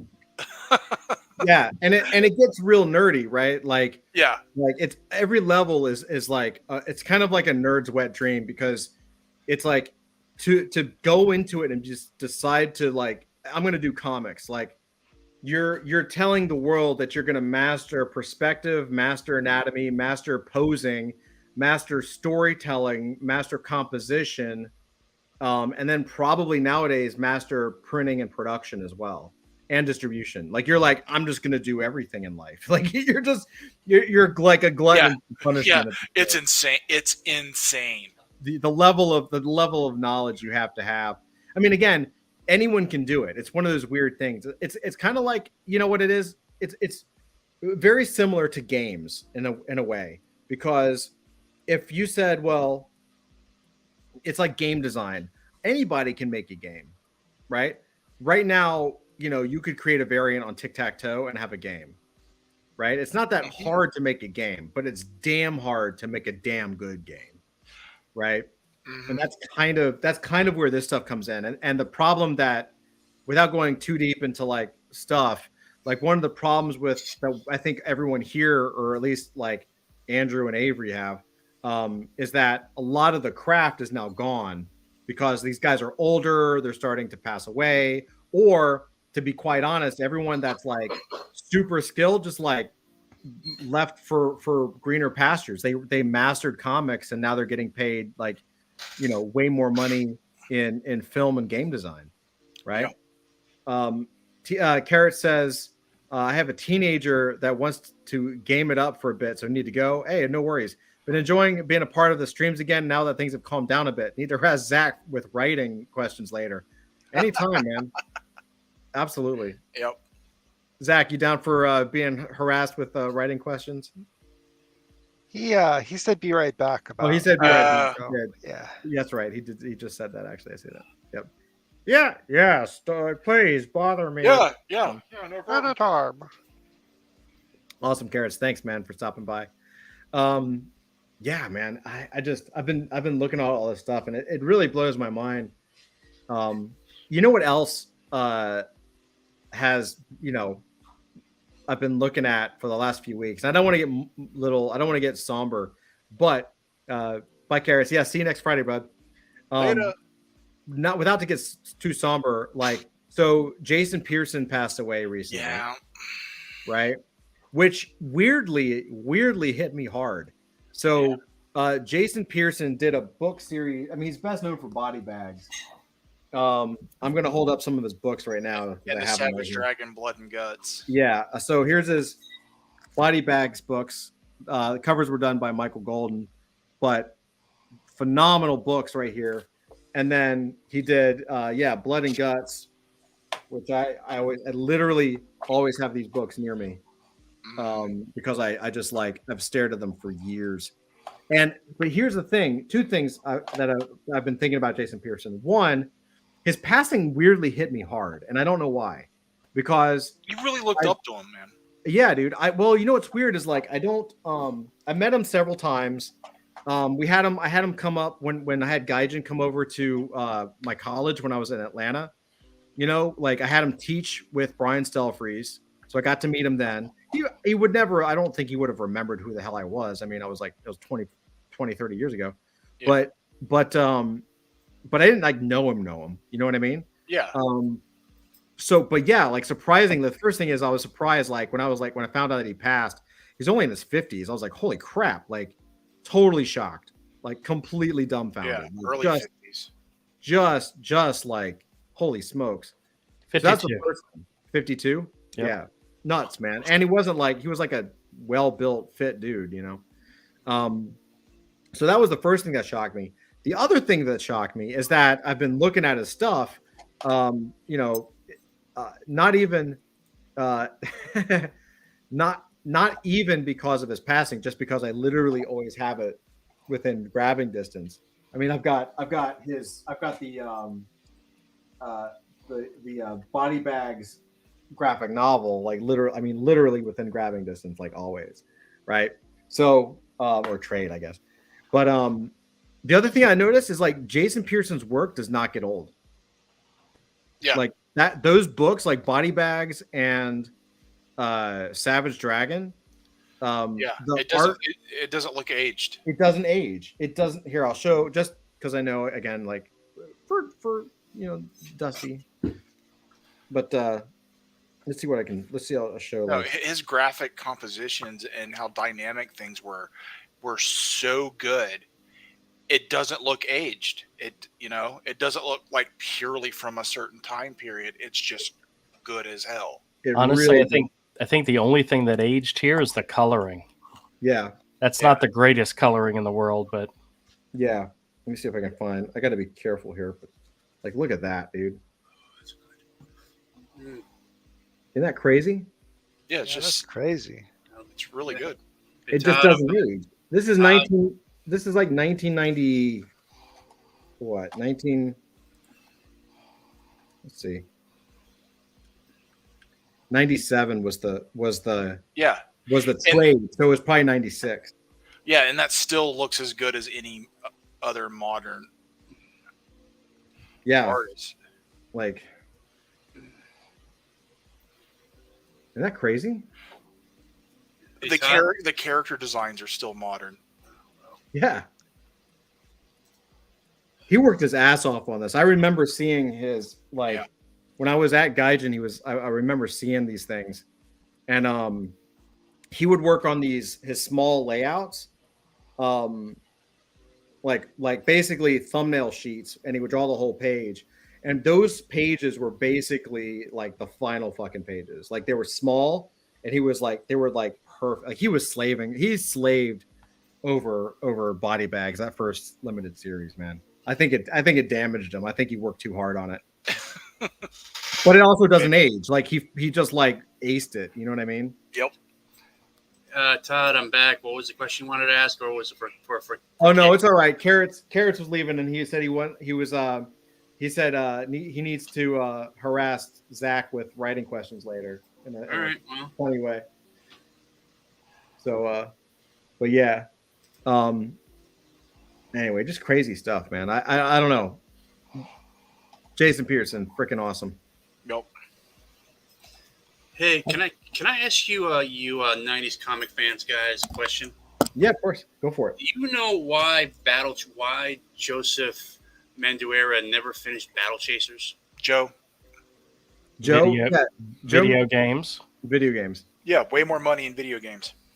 All right, because I'm looking at pictures of Red Monica right now. That's why his camera's off. That's right. My camera's off because I was using my laptop, which has a camera for actual work. So, yeah, Joe Mad. Yeah, he went to video Look at games. that. Makes way more money. So Yeah. Battle Chasers, like, yeah, let's see, Red Monica. Let me see if I'll pull it up. Yeah, try to get something that's not going to get us banned. All right. No. He just showed Sin City boobs. Look at I that. know. There's Red Monica. Yeah. Those 90s artists really love to draw women. Yeah, man. Yeah, he was playing video games too much, and that's why the books were like months late. He also made a fortune. I think there's something like when you do a 20-page book and all of a sudden you have like several million in your bank, like all of a sudden like your energy, you take your foot off the pedal a little bit. So he got slower and slower and slower and slower because he had several million in the bank by issue like 6 or 7. And then he was playing video games all the time. And then he started like looking to make video games. Right. And he kind of got caught up in that. And so, yeah. Did that game he designed ever come out? The Battle Chasers game came out. Yeah. The Battle Chasers game came out. Darksider. He's like CEO of a major, like a top level game company now. Yeah, it's called Battle Chasers Night War. Yeah, and he did I believe the first game that they released was Darksiders, which is like a huge game now. So yeah, it came out. Although to be fair, during the Kickstarter for the Battle Chasers game, he was like, "Yeah, I'm going to draw issue 10, and I got a couple more in the can." Because he actually has pages from issue 10. Like issue 10 is like half drawn or something. But then like the campaign made a few million, so they had enough to do the game. And then everyone started asking for the next when Battle Chasers number 10 was coming out, and he was like, "Yeah, I'm gonna have to have another artist do it because I just don't have the time." Blah blah blah blah blah blah blah. Yeah. I mean, you know, for a time there, Hellboy got so big, Mike Mignola couldn't draw it. Yeah, he was so busy managing Hellboy and all the other stuff. He had Duncan Fegredo draw Hellboy for a while. for years. Yeah. For years. Right? And it was gorgeous. Yeah, it was. Yeah. Dude, that dude almost out Mignola. Yeah, he did. Their styles are completely different, but on that camera, on that character, it worked so well. Yeah, it did. He picked a fantastic artist to fill in for him, you know? It really did, man. Yeah. That Duncan Fegredo is one of my all-time favorites. I actually don't have those books in graphic novel form. I need to get them. Have you guys seen the Hellboy video game coming out? I've seen a trailer from like a year ago or something. Yeah, there's a new trailer out that's a little more recent. Share it. Kind of looks cool. Let me go find it. Are we allowed to share it? Well, I don't know. Hey, Todd, quick question. Another question. Yeah, go for it. You ever heard of an artist-writer called Mark Smiley? No. Never mind then. Well, what about him? No, he wrote a book called Artesia. That sounds vaguely familiar. Yeah, from Archaea Studios Press. Oh yeah, okay, I know Archaea. Yeah, I think he also wrote a novelization of it. Novel's pretty good. Never really read never really read the comic book though. I'll shoot you the link. Yeah, please do. All right. So Zach, I mean, you're always more of like a DC guy, right? Pretty much, yeah. I mean, when it's like you probably notice like I get really quiet when you start talking like Marvel stuff. It's not because I don't care. It's just that I don't, outside of like a few periods when I was into the X-Men, I just haven't really followed Marvel that much. Yeah, I was always a Marvel guy, and Andrew was always more of a DC guy. What? You were always more of a DC guy. I'm Andrew, more like- of a Andrew, like, whatever what? Andrew sends me guy, but I'm still waiting. You know. I still got to send those books to you, Dusty. I And, got. and the truth is, again with DC, it was always on and off. There were periods when I was really into comics and periods when I wasn't. Like early to mid '90s when I was in high school, really into comics because all my friends were. Went to college, kind of fell out of it because that's when I really got into D&D. Got back into it with the New 52, kicked back in, but that turned out to be not so good. And then once DC like totally went off the woke ledge, I just kind of gave up on comics in general. Not just DC. I mean, but yeah, I mean, I'm fairly familiar with DC. I had a friend in college, a guy named Raj Balad. He was like the biggest Superman fan I've ever seen. He'd like read every issue religiously from like I don't know, like from 1982 to like 1991 when he went to college. But and he had like an almost encyclopedic knowledge of the plot lines from the 80s. Yeah. Which he once explained to me like over a 2-hour conversation in his dorm room. I've met a couple people like that have like, at least at Marvel, that had like encyclopedic knowledge. Brilliant guy. He never actually he left I think he left college like 1 credit short. Actually, I probably shouldn't tell the story. It's not my story to tell, so I'm not going to say anything. But, Fair enough. No, but good guy. Really, I should reach out to him. You should, man. Yeah. Anyway, so no, I liked it back in the 90s too. I mean, that's when I was a kid, and that's when it was cool. Like the art. Don't like the art nowadays. People talk about how they draw, like how it's all unrealistic, but that was why we liked it, is because it wasn't supposed to be realistic. You know, we wanted guys who were like, you know, looked like they were genetic steroid freaks, and women who were, if they existed in real life, probably wouldn't be able to walk because of the strain of their backbones. Yeah, it was just about having fun and how good it looked. Yeah. You know? But hey, what's up, 2K? How are you? Hey, what up, 2K?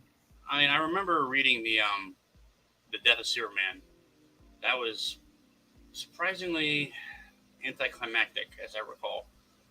Mostly because they hyped it up as the greatest thing ever, and even when I was reading, I realized, let's start taking all bets. How long before it comes back? A month? A year? How many issues? You know, what's the point spread on this? What's the point spread? Yeah, it's this thing about American comics. No one ever really dies. Yeah, but when they brought Superman back, he was 2 of them. Yeah, but you know they fixed that. I mean, what was that old joke about comics that no one ever died except Gwen Stacy, and then of course she came back. He came back, yeah. Ugh. It used to be nobody ever dies except Bucky, Uncle Ben, and Gwen Stacy. Yeah, and they've all come back. That's right. Here, hold on. We've got. You want to see this? Let's zap it. There we go. Oh yeah. I'm interested just from this little bit. Where do you think nightmares? It's got the right look. From? It's got the right color palette. It does look like it, yeah.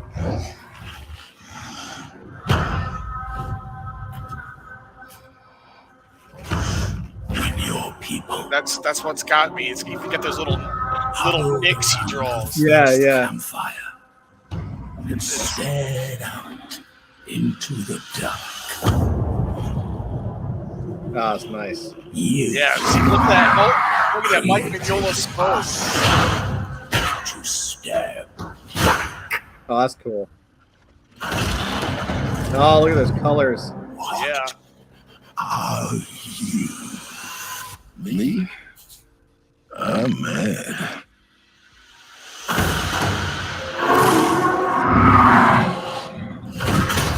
Oh, so good. Yeah. Look at the pops. Yeah, dude.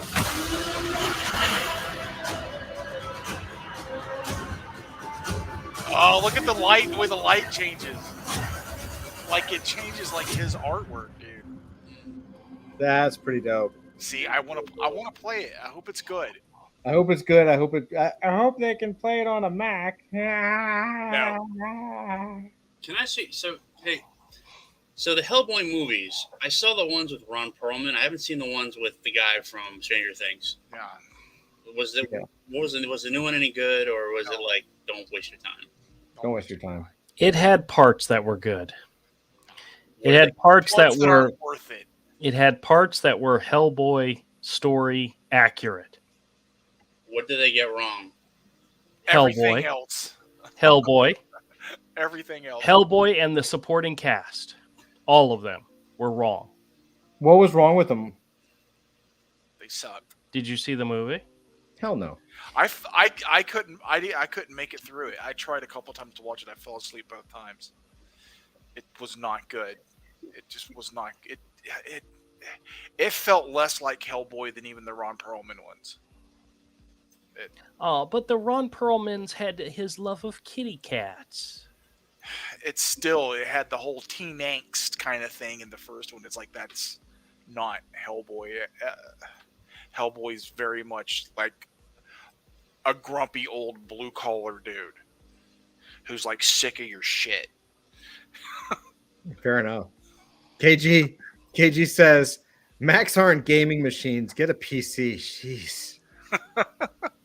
Hey, KG, I will have you know that I have won like 2 games of Discord golf. So, I beat Dusty like twice. So I'm just saying, Isn't that right, Dusty? That's quite the achievement. Be proud of yourself. Yes. That's good, son. Are you winning, son? Yeah, that's good at your gaming, son. Oh man, So sad. We got to get Andrew to play some Discord mini golf with us. We That do. could be fun. Andrew, you'd have a lot of fun. You want to join us in games on Discord? Does it require me to be in Discord? Yeah. Yes. Probably not going to happen. You're such a bum. I'd have to put Discord on my computer. I only have it on my phone. Oh God, it's so hard. That's what she said. Oh man. Well, yeah. Hey, you know what? We all do what we can do. There's actually no problem with it. So I understand. Look. I Flint comes out on Thursdays, which is wonderful. Getting Melissa to post in Discord is she posted thanks, I think.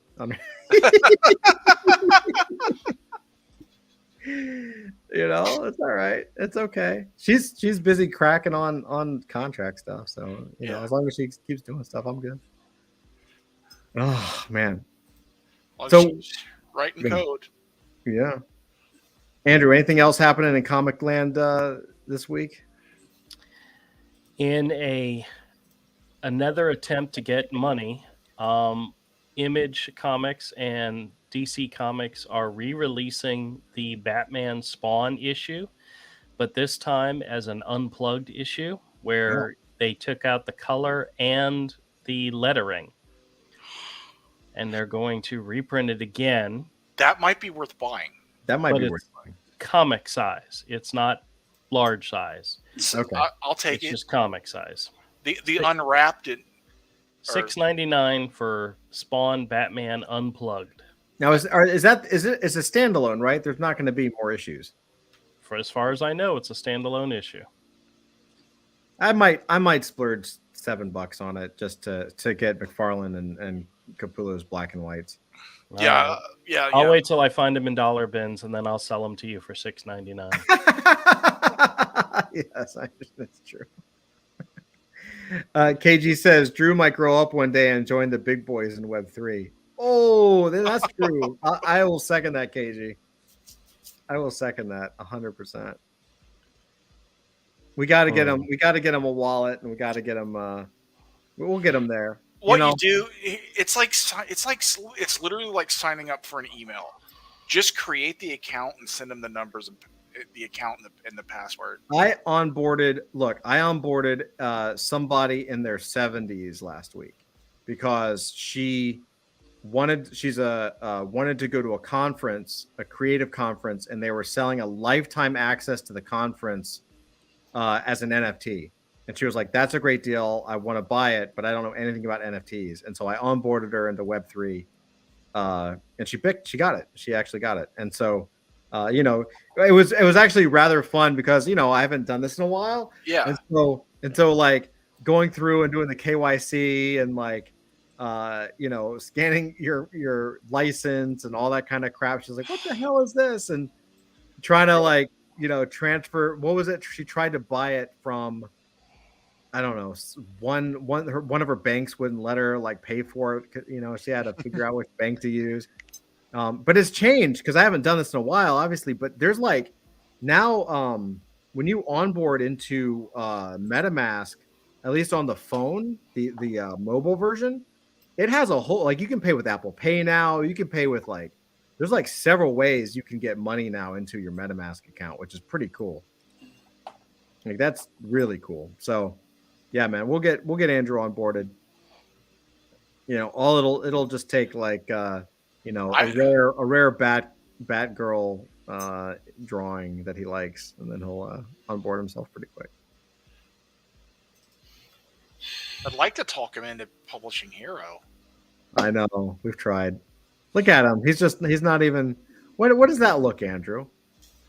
How many pages is Hero, Andrew? 174. Is he alive? I think he's having a stroke. Wait, hold on, Andrew. Andrew, are you there? Andrew. What was that? Are you there? He muted himself. What's wrong with him? I don't know. Nothing. Andrew. I have warned you guys before. What's the warning? He doesn't want to do it. You know what I mean? What, Hero? Publish Web3. He doesn't. No, that's all right. We're just playing with him, and he's getting. I know. I'm okay. You looked really serious, Andrew. Willie says Drew, and Katie says Elvis has left the building. But how many pages? I want to know because I was looking at something the other day. I don't remember. 176. I honestly don't remember off the top of my head. It's something like that, right? Yeah. No, I was just running some. I was just running some new numbers on a print. I think it was 150 was the main story. Then there was a 8-page or a 4-page. Was it 4 pages or 8 pages? Backup. I don't remember. Now I don't remember either, and I don't have a copy here. So yeah, I was just running the numbers the other day, again through something based off of what the last Indiegogo campaign. You could do it now. You could do it now with that. You wouldn't make much, but you could do a run of 100 and fulfill. He's being quiet because he doesn't want to talk about it. I'm just saying. I know. We should leave him alone. If he doesn't want to talk I'm just giving him information that he could do it now. I'm just giving him information. Well, I support Andrew however he would like to publish his book, even if it's on paper. That's right. That's okay. I mean, I'm also okay with him not publishing it because that just means I have like an exceptionally rare copy. Yeah. So, I'm okay with it. you have one of the hardcover copies, don't you? I have. Yeah, I believe so. Yeah. I just have the paperback. No, I just have. I've got a hardback sketchbook. I've got Cornerstone Volume 1, Cornerstone Volume 2, Hero Book 1, Hero Book 2. I've got the original Hero Book 1 with the black and white cover. And then I have I'll show you the Hero Book ones that I have. I got 3. I always forget you actually printed like multiple versions. So I've got this version. Right? Mm-hmm. So I've got this version. I have that one. Yeah, that's the most recent, I believe, right? With the Yeah, color yeah, cover. but it's still black and white.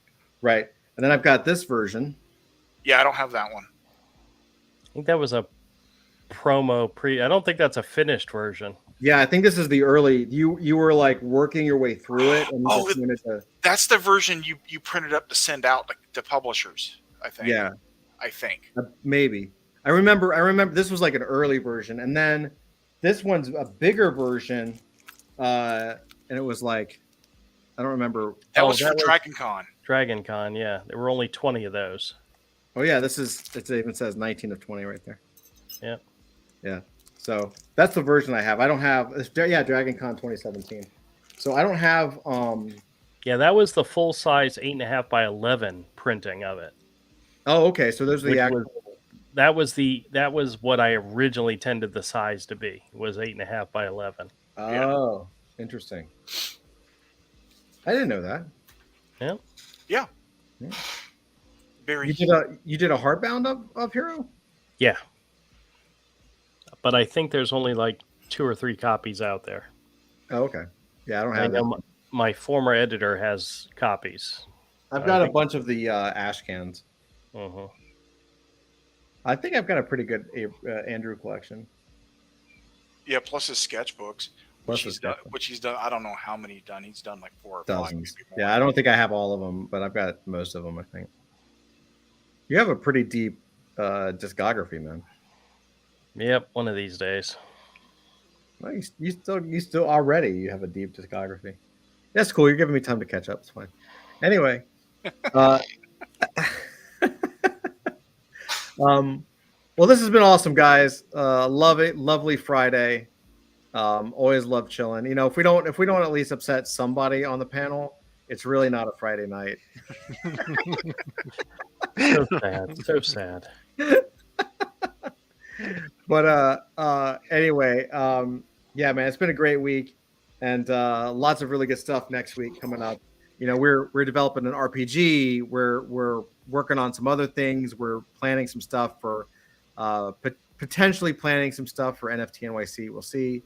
You know, there's going to be a lot of stuff coming up, and you know, it's so good to hang out with you guys and chill and just kind of you know, sip on some tea and just laugh a little bit. You know, have a good as we slowly get older and like barely keep our eyes open and fall asleep. I'm getting sleepy now too. You know, we're all old. It's fine. Anyway, guys, love you all. Happy Friday, everybody. Thank you for joining us. And, we will see you next week here. Same bat time, same bat channel, Nerd Den. And we'll see you across all the other stuff that we do as well. Love you guys. Have a great weekend. Take care. God bless.